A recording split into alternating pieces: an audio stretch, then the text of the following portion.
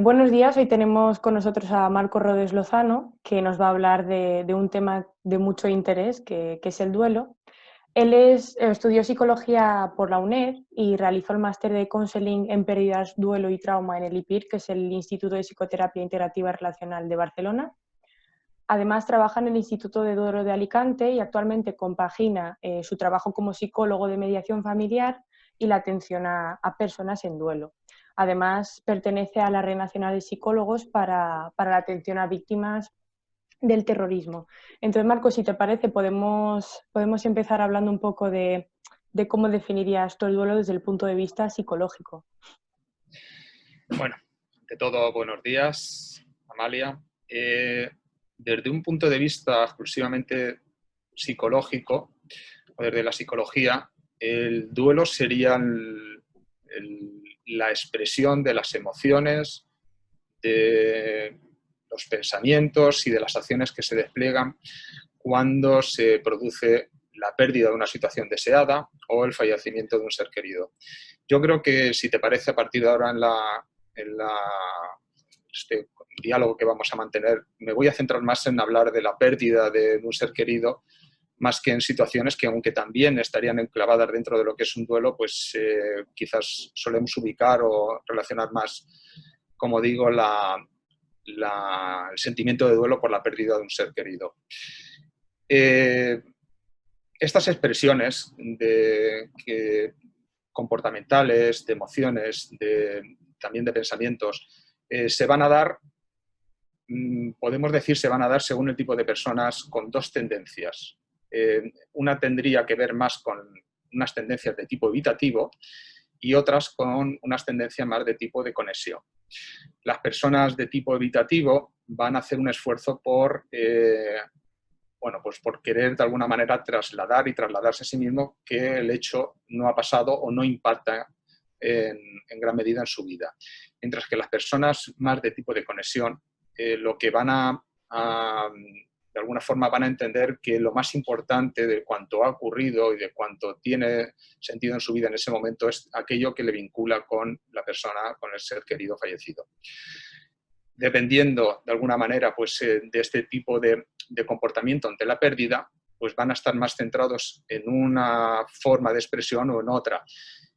Y quizás también habrá otro tipo de personas que de una forma más deseable o esperable van a estar pendulando de alguna manera entre momentos de conexión y momentos de conexión con la pérdida y con el ser querido fallecido y momentos de conexión con la vida, ¿no? De alguna manera van a tener espacios para conectar con la vida y espacios también para recordar al ser querido. Y yo creo que básicamente lo que tendría que ver con una definición psicológica del duelo sería esto. Muy bien, muy interesante. Además, esta definición es un poco, digamos, novedosa para nosotros explicado así en el canal.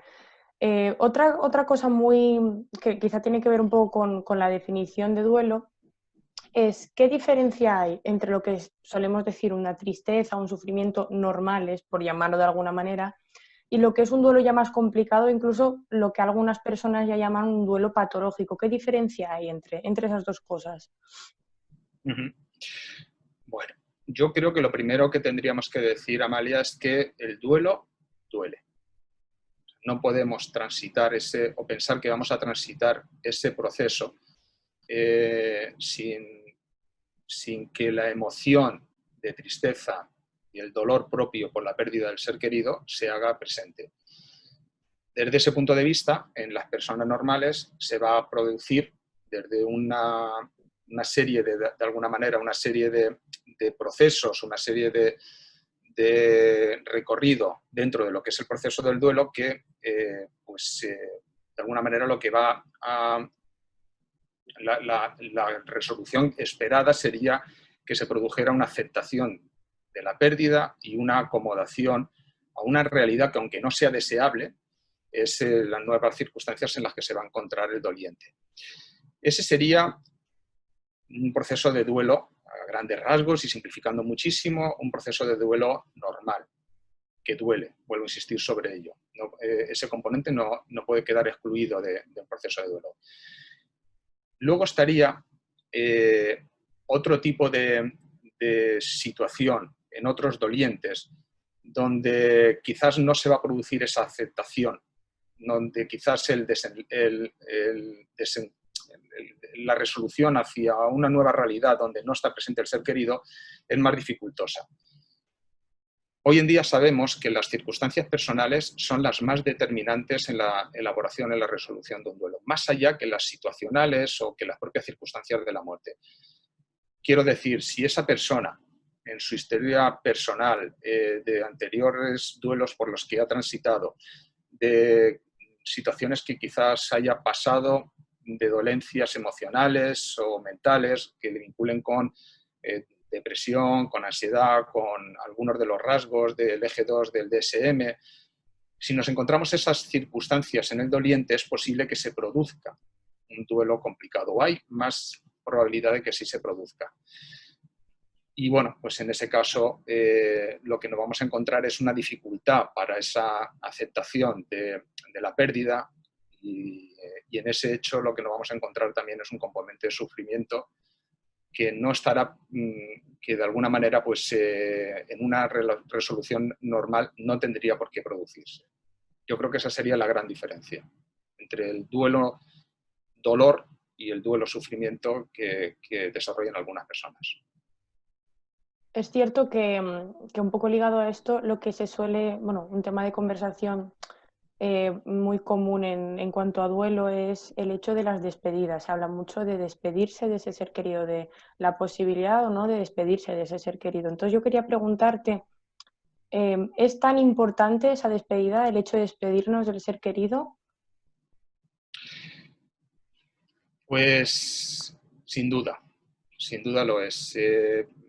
Hay que tener en cuenta que en ese proceso de muerte esperada, si se produce así en una despedida, porque se anticipa que se va a producir ese desenlace, es posible que se pueda producir, si la familia sí lo permite y la persona que está próxima a fallecer así también lo entiende y lo permite, se pueda producir una despedida desde el agradecimiento, desde la expresión de las emociones y los sentimientos más sinceros, de manera que quien se va a marchar pueda dejar las cosas en orden, pueda de alguna manera pues, hacer ese tránsito en paz, y quienes se quedan también de alguna manera hayan tenido la posibilidad de atender aquellas cosas que fueron significativas en la vida que les puso juntos, ¿no?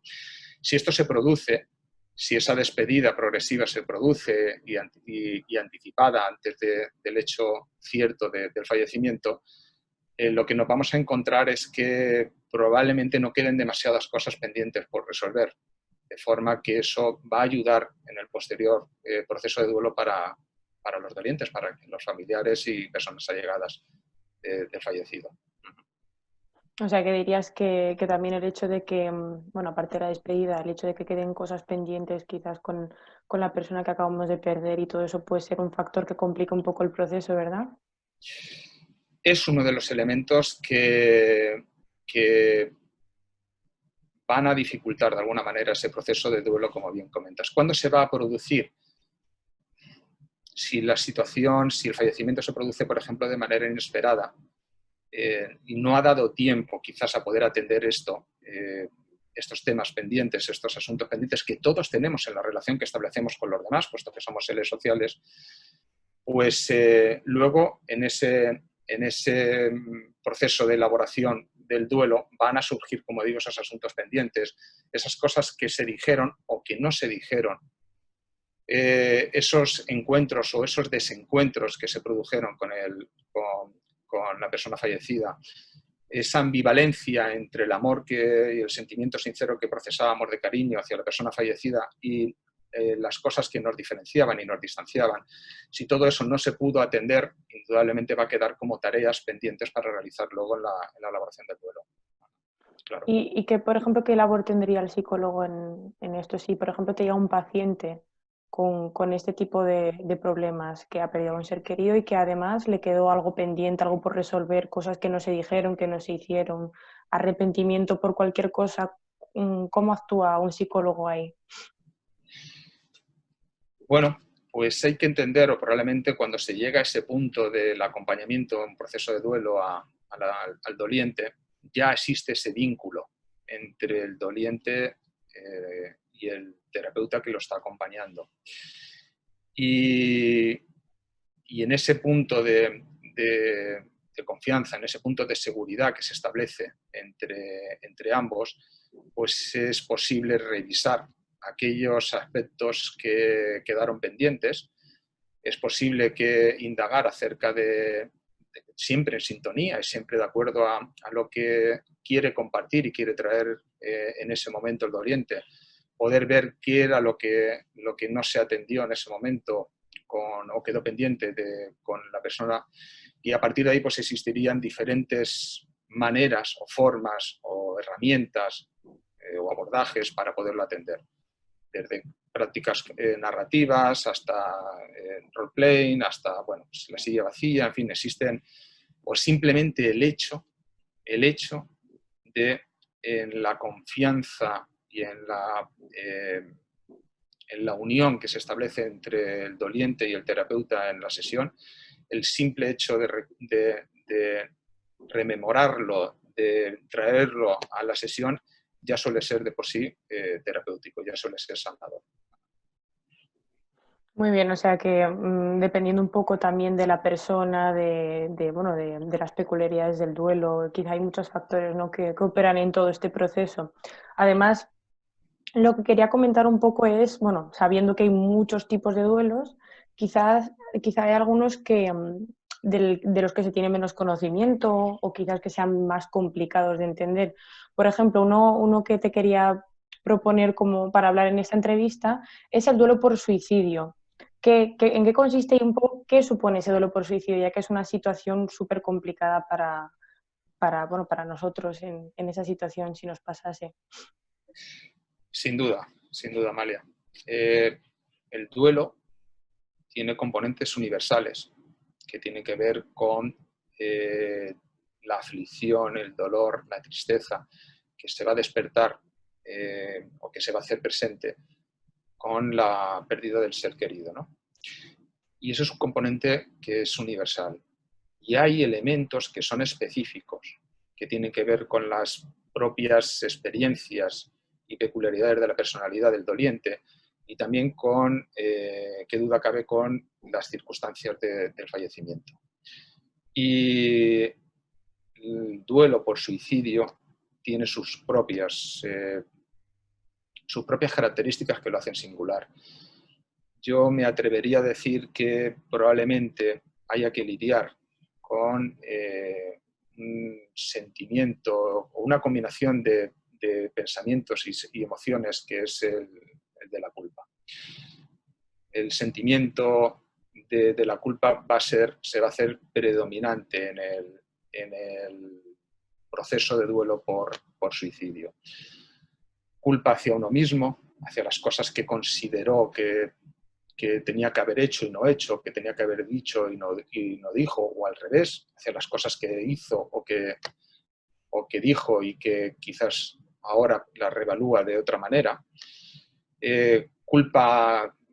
Sentimiento de culpa proyectado hacia la vida y también, que duda cabe, sentimiento de culpa proyectado también hacia el propio fallecido. Yo creo que esa es la gran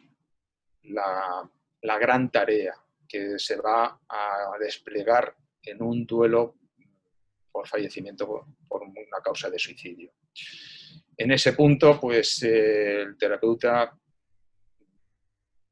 ha de tener, como en otras tantas situaciones, pero en este caso también ha de tener mucha paciencia, ha de estar en sintonía con lo expresado por el doliente, por su sentimiento de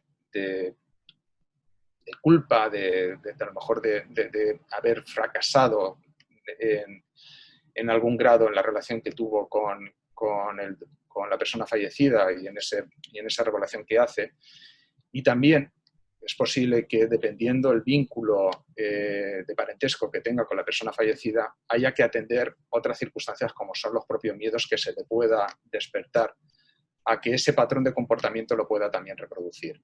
Eso no lo podemos encontrar en los hijos, en las hijas de las personas fallecidas por suicidio, que a veces en algún momento te trasladan ese temor a que ese comportamiento también lo puedan ellos luego, de alguna manera, pues, efectuar, producir, ¿no? Y entonces habrá que también atender ello. Es un duelo muy complicado, que duda cabe, y afortunadamente lo que sí que hay son asociaciones y terapeutas especializados en su atención, con lo cual mi consejo para los compañeros y compañeras es que si ante un caso de atención por duelo por suicidio, si ven que tiene connotaciones que pueden tener cierto riesgo, o uno puede cometer iatrogenia en su atención, es preferible derivarlo a estas asociaciones, a estos profesionales que están muy habituados a ello y que seguramente puedan ser muy efectivos en la atención. Muy interesante, además está muy bien que, bueno, que las personas que nos están viendo que sepan de la existencia precisamente de este tipo de asociaciones, ¿no? También para el hecho de saber dónde se puede pedir esa ayuda. Otro tipo de duelo que quería preguntarte acerca de él, perdón, es el duelo anticipado. ¿Qué es el duelo anticipado y cómo se actúa ahí frente a esa situación de duelo? Bueno, un duelo anticipado se presupone que se va a poder desplegar, se va a empezar a poder elaborar en el momento que se anticipa el fallecimiento del ser querido, probablemente por un proceso de enfermedad, con un desenlace que se presupone cierto, ¿no? Que es el del fallecimiento. Si la persona que va a fallecer y el entorno familiar lo favorecen, pues favorecen esa comunicación, favorecen esos procesos de escucha, de confidencia, de comprensión, de atención de las cosas que se haya que atender en ese momento, sin duda va a ser un buen predictor para que luego, una vez que se produzca el hecho del fallecimiento, los dolientes puedan continuar con un proceso normal de duelo. Pero también podría ocurrir que la persona que va a fallecer haya dado muestras más o menos explícitas de que no quiere ser conocedor de la gravedad de su enfermedad. O que se establezca en la familia algo que se conoce como los pactos de silencio, ¿no? Yo sé que tú sabes y yo sé que tú sabes que yo sé que tú sabes. Es un poco lioso, pero eso hace que ante algunas cosas que no se quieren atender, especialmente por personas de tipo evitativo o familias de tipo evitativo, pues hace que no se atiendan algunos eventos, algunas realidades que pueden resultar demasiado dolorosas. En estos casos, no es que no se vaya a producir o necesariamente se dificulte lo que es un duelo anticipado, pero va a tener otras connotaciones porque no se van a poder atender temas que luego van a quedar como temas inconclusos.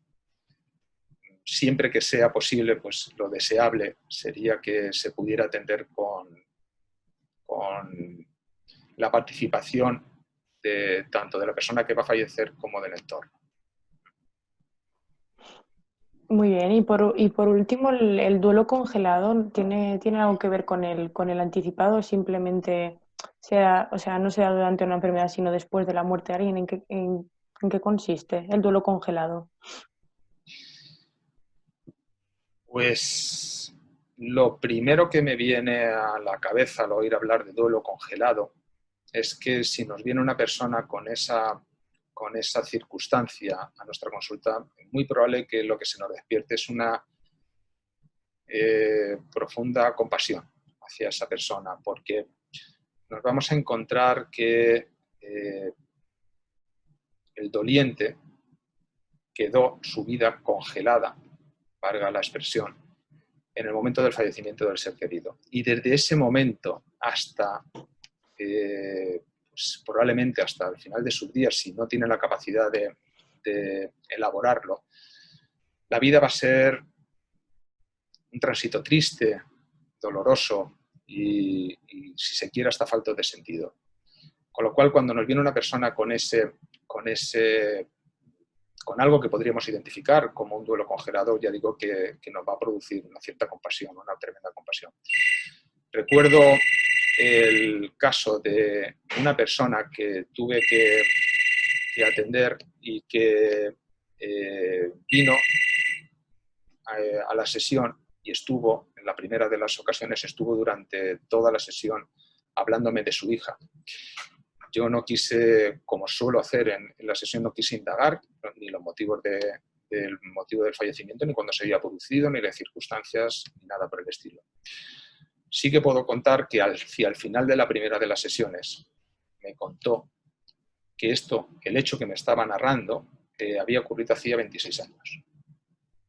Puedo decir que me generó una profunda impresión porque yo entendí durante todo el relato de lo que me contaba que no había pasado ni muchísimo menos ese tiempo, que era algo relativamente reciente. Me lo contaba como algo que había pasado hacía muy poco tiempo. Y sin embargo, hacia el final de la sesión me dio una fecha, y una fecha que me aproximó hacía 26 años de ese hecho. Y la persona seguía todavía en ese punto. Su vida se había paralizado en ese punto. Cuando eso ocurre,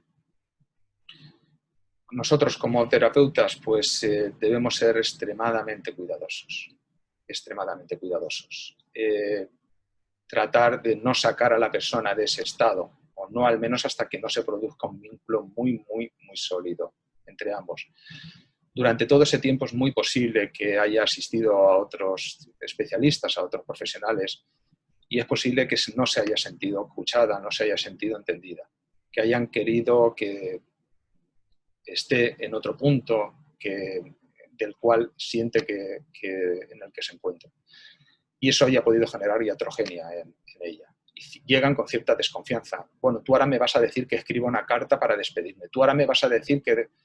Y no, tienes que escucharlos, tienes que estar en sintonía, tienes que darle valor a ese dolor y a esa sensación que tienen de pérdida y de sentido de la vida.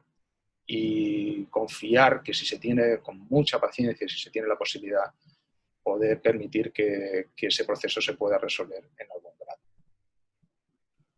Claro, además lo que quizás puede pasar muchas veces es que tenemos, bueno, tanto desde el punto de vista profesional como desde el punto de vista de las personas que rodean al doliente, como prisa por hacer algo por esa persona, por ayudarle, y quizás el primer paso y el más importante es eso que tú comentas, que es esa escucha, que se sienta escuchado y que establecer un poco esa relación, ¿no?, de confianza con la persona. Quizás eso es muy, muy importante.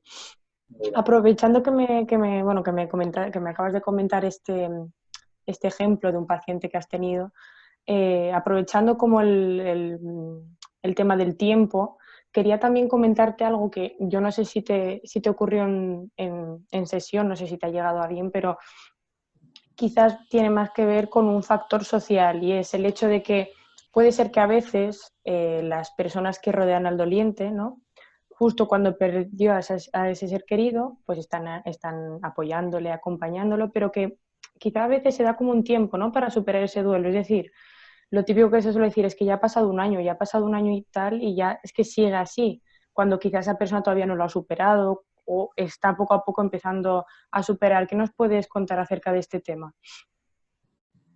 Muy interesante, Amalia, eso que preguntas. Muy interesante. Y verás, buscando una manera didáctica quizás de entendernos, ¿vale? No necesariamente tiene que ser conceptualmente así, pero buscando una manera didáctica podemos entender que hay una pérdida principal, que es la de la persona, del ser querido fallecido. Esa es la pérdida principal.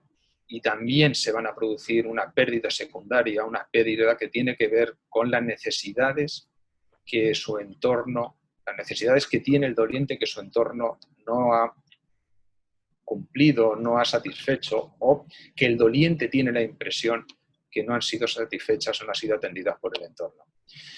Y es verdad. Lo primero que te encuentras cuando recibes a una persona a un doliente por el fallecimiento de un ser querido es todo el relato y todo lo que le vincula con esa pérdida.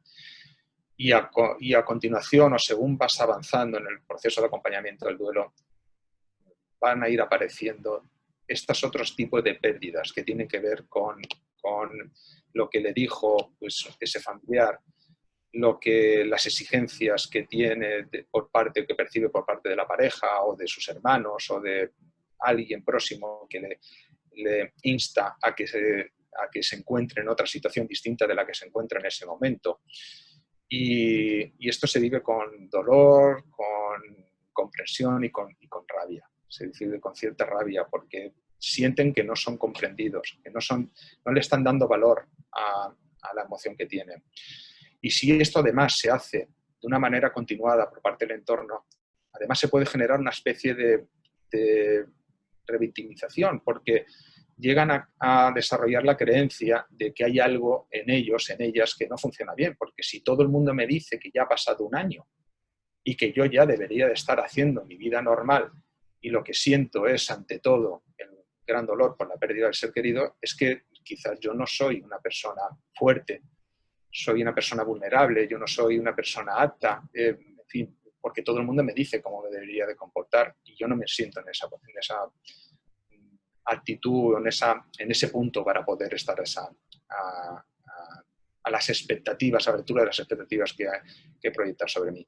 Y eso pues desconcierta y, como digo, genera también cierto sentimiento de incomprensión y rabia. Claro, es decir, que esa comprensión, ese apoyo social que se recibe es muy importante. Entonces, ¿qué ocurre? No sé si suele pasar eso y se suele ver en consulta, pero ¿qué ocurre cuando llega una persona que no tiene apoyo? Pues, es decir, que no tiene a nadie o que quizá las personas que tienen no lo apoyan. ¿Qué se hace frente a eso? Pues es interesante eso que comentas, porque dices, no tiene a nadie o siente que las personas que están en su entorno no le apoyan. Nosotros como terapeutas lo vamos a atender con indiferencia. O sea, el hecho de que la percepción de soledad de la persona esté basado de alguna manera en la realidad o sea una percepción, para nosotros es indiferente. Lo que es importante, lo que es significativo es que esa persona tiene ese sentimiento de soledad. A ver, el sentimiento de soledad no va a estar siempre presente en los duelos que acompañamos porque va a depender del vínculo que se tenía con la persona fallecida. Aunque va a ser uno de los sentimientos que suele estar presente. A ver, me explico. Si se trata de tu pareja, es un sentimiento que seguro, con toda probabilidad va a estar presente. Sin embargo, si se trata del fallecimiento de uno de tus progenitores, de uno de tus padres, y tú ya tienes tu propia familia establecida, el sentimiento de soledad no va a ser de los que estén presentes, o si lo están, no van a ser demasiado insidiosos. Dicho esto, cuando alguien se presenta, cuando alguien en los procesos de acompañamiento nos dice, pues me siento solo, me siento sola, o siento que no me están acompañando, o que no tengo un entorno que da cabida a mi momento actual, pues nosotros, como en tantas otras cosas, lo que vamos a hacer es una atención, una escucha muy atenta, muy comprensiva, dando valor a lo que te dice. Y desde la sintonía con esa expresión vamos a hacer pequeñas indagaciones para intentar conocer cuál es el entorno de la persona. Y a partir de esas indagaciones y a partir del descubrimiento de esas personas que están en su entorno, poder llegar a que quizás en algún momento se pueda reevaluar el doliente esa expresión inicial de soledad, porque a lo mejor sí que empieza a entender y a comprender y a integrar que hay personas que sí que están a su lado, con las que puede contar, y que a lo mejor ese sentimiento de soledad le había dificultado poderlo comprender así.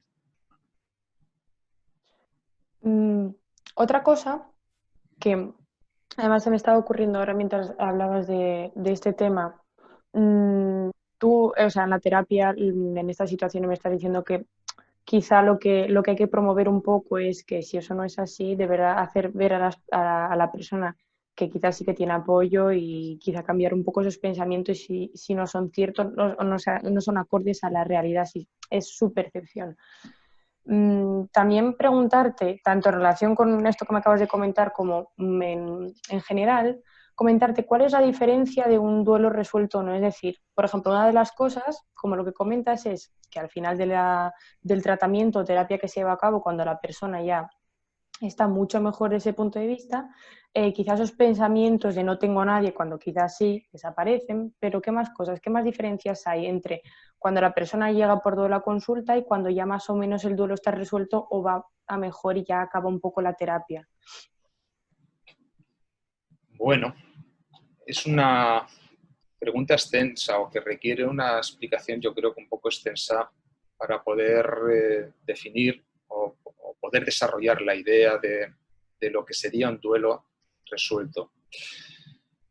Me gustaría empezar diciendo que últimamente nos encontramos que las personas nos lleven a una consulta cuando han pasado apenas unas semanas e incluso días desde el fallecimiento del ser querido. ¿Y qué nos encontramos en este momento? Que son personas normales que dadas las circunstancias, tienen emociones, pensamientos y comportamientos que son los apropiados o los que se corresponden con el fallecimiento de un ser querido, de alguien muy próximo a esa persona. Y esto es un buen predictor, porque son personas normales. Y desde esa normalidad hay que pensar, hay que confiar en que se va a producir con el tiempo una resolución del duelo. En ese proceso de acompañamiento, una vez que pasa ese malestar inicial tras el fallecimiento, vamos a poder atender, o se va a poder atender aquellas cosas que estaban pendientes, que hacíamos antes referencia cuando hablábamos del duelo anticipado, ¿verdad? La importancia de esa persona para la propia construcción de la identidad del doliente. Esa persona, yo soy quien soy en parte gracias a esta persona, a este padre, a esta madre, a este marido, a este hijo, a esta mujer. Soy quien soy en parte porque me he construido con esta persona y ahora que ya no está, queda un vacío en mi identidad, porque yo solo era hijo en referencia a mi padre o a mi madre y cuando ya no están, pues ahora mi condición de hijo pues se queda alterada, ¿verdad? Y todo esto se va a poder atender y en esos momentos se va a poder dar expresión a la emoción. Es una emoción, en este punto ya de elaboración del duelo, es una emoción que se entiende como justa y apropiada, puesto que nos permitimos sentir y nos permitimos poder evaluar y poder, como digo, poder atender todas estas tareas que tienen que ver con la elaboración del duelo. Es posible que al llegar a este punto, cuando ya la persona entiende que se puede permitir sentir sin tener que regular la emoción y puede evocar a la persona fallecida y puede tener sus elementos de conexión que le recuerdan, es posible que al llegar a este punto la persona, el doliente, pueda desear ya continuar el resto del proceso de manera individual sin el acompañamiento de un profesional, o es posible que aún con todo quiera continuar. Si es así, vamos a poder asistir a una parte de resolución del duelo, que es la que tú me preguntabas, donde la persona ya establece una relación con el ser querido especialmente desde el sentimiento del agradecimiento, de la gratitud, por todo ese tiempo que pasaron juntos, donde se adquiere o donde se produce una transformación de la persona en la que se adquiere un compromiso consigo misma, de querer seguir viviendo, de querer seguir conectada con la vida. Y es habitual también que se produzca un compromiso con el mundo, de manera que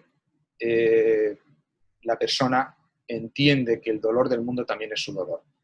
Y en esa transformación que se produce en una resolución del duelo, acabe dando lugar a una transformación que haga que la persona adquiere también una mayor comprensión y una mayor, digamos, implicación con su entorno, con la sociedad, incluso con obras sociales en el mundo. Eso, desde luego, pues podría ser lo que entendiéramos como una correcta o una deseada resolución del duelo.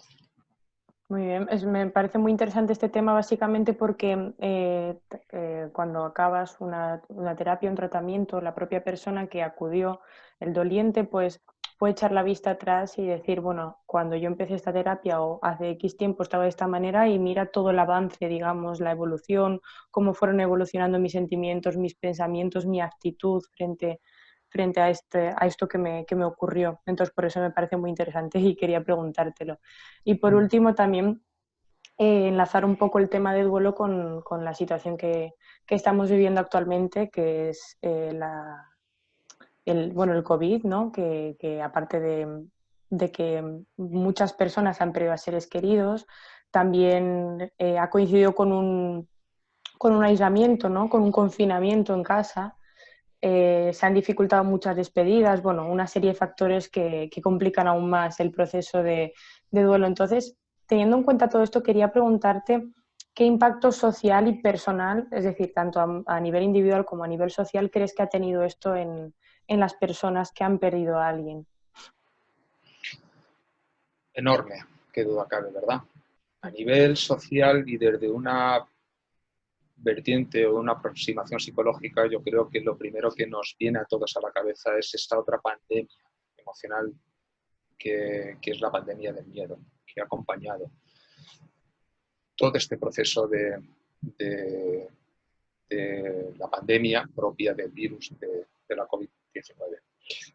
Ese miedo se ha expresado en ansiedad, algunas personas, temor a salir a la calle, salir de casa, temor hacia los demás, o una agudización de sus obsesiones. También nos hemos encontrado a nivel social o como efecto social del coronavirus, nos hemos encontrado efectos que de alguna manera nos han afectado a todos y que tienen que ver con bueno, pues con todos los componentes que se han expresado en el confinamiento y a los que tú le hacías referencia con esa otra parte, ¿no? Que tendría que ver con la vertiente individual o la vertiente personal de aquellos que se han visto afectados por pérdidas o en ese otro ángulo, en ese otro aspecto, pues todavía se produce un mayor agravamiento porque ¿qué no vamos a encontrar? Nos vamos a encontrar que se ha producido una hospitalización probablemente de la persona con el contagio, que se ha contagiado. A partir de ahí se produce también una pérdida, una dificultad en el vínculo, en la comunicación de los familiares, de las personas allegadas con la persona infectada. Si además se ha producido el fallecimiento, pues las comunicaciones habrán sido muy dolorosas y esos tránsitos también se habrán producido de una manera muy dolorosa porque no se ha podido acompañar en los últimos momentos. La hospitalización en los hospitales por los protocolos de seguridad impedían que pudieran estar acompañados. Entonces, probablemente se recibió una llamada en la que se daba conocimiento de ese hecho del fallecimiento, lo cual es ya de por sí es un hecho muy doloroso y que puede generar mucho sufrimiento, ¿no? Además, no se han podido establecer o no se han podido desarrollar los necesarios ritos de despedida que hace que nos permiten recibir todo el cariño, todo el refuerzo, todo el apoyo del entorno. Y todo eso se ha coartado precisamente por las circunstancias propias del confinamiento de esta pandemia, que es la de la COVID-19. Todo ello son predictores de un duelo complicado, qué duda cabe. Ahora bien, quiero pensar que en la mayoría de los casos, puesto que estamos hablando de personas normales expuestas a situaciones excepcionales, pero en definitiva de personas normales, se va a producir también una elaboración que estaría dentro de lo normal, una resolución del duelo y que a pesar de que son situaciones muy dolorosas, no van a dejar, quiero pensar que no van a necesariamente dejar a las personas tan afectadas como que les acabe dificultando su vida normal. Ese es un deseo y que veremos si se puede comprobar o no en breve. Claro, además, supongo que como el respaldo también que tuvieron ellos es pues todos los profesionales, véase médicos, enfermeros, psicólogos. Entonces también quería preguntarte un poco pues la otra cara de la moneda, cómo afecta pues a nivel social y a las personas, pero también a los profesionales que atienden a esta gente. ¿Cómo les ha podido afectar esta situación de COVID, de quizá procesos de duelo más complicados o incluso quizá médicos o enfermeros que estuvieron trabajando en los hospitales, psicólogos también que atendieron? ¿Cómo les pudo afectar a ellos?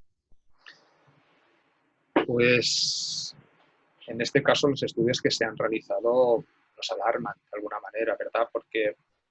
Porque hablan de que un 53% aproximadamente de personal sanitario muestra síntomas del estrés postraumático, ¿verdad?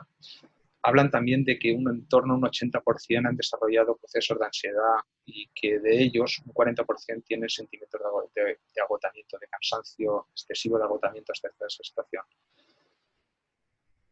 En mi opinión, es injusto de alguna manera que hayan tenido que verse sometidos a esta situación.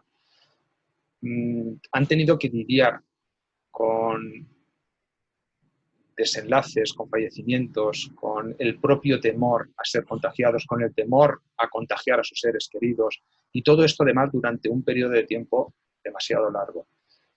Personas normales sometidas a una situación excepcional durante mucho tiempo, es normal que acaben desarrollando síntomas de estrés postraumático.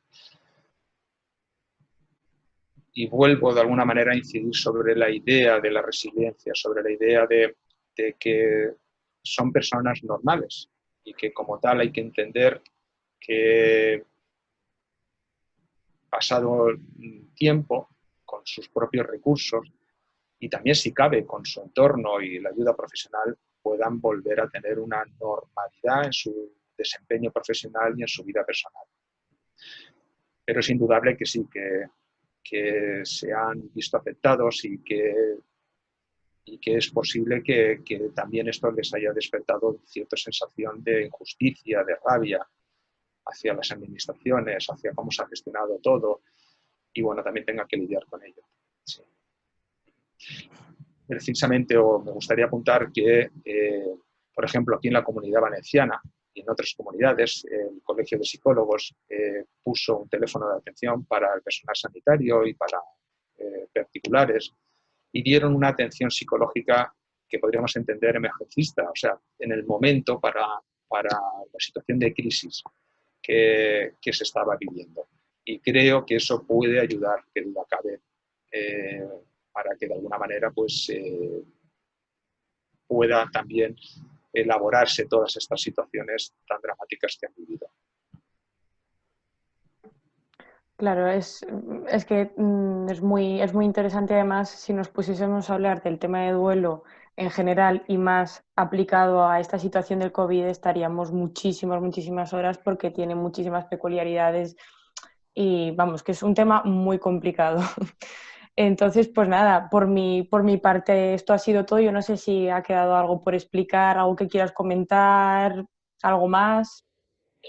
Pues nada, Amalia, agradecerte a ti que te hayas dirigido a nosotros para, bueno, pues para mantener esta conversación y para que se pueda también de alguna manera pues, conocer un poquito más cuál es la labor del acompañamiento a procesos de duelo, porque quizás entiendo que algunos compañeros y compañeras que están formándose en esta área puedan valorar especializarse o darle cabida también a la atención a personas en duelo. Y si es así, pues bienvenidos a esta familia que bueno, pues, en la que os anticipo que vais a encontrar momentos singulares y que van a hacer que podáis sentir agradecimiento por poder estar acompañando a estas personas en esos momentos tan especiales para ellos. Muchas gracias a ti, Marco. Yo creo que las personas que van a ver o que están viendo esta entrevista, pues les va a ayudar muchísimo todo lo que comentaste, aunque haya sido de manera resumida, creo que lo has hecho muy bien, lo has resumido muy bien y han quedado cosas muy cosas que quizá siempre tenemos dudas, que han quedado bastante claras, así que nada, te lo agradezco. Para la gente que quiera saber más sobre tu trabajo, bueno, les digo que tienes una página web que es www.dueloalicante.es por si quieren recibir más información acerca bueno, de tu trabajo, de la clínica.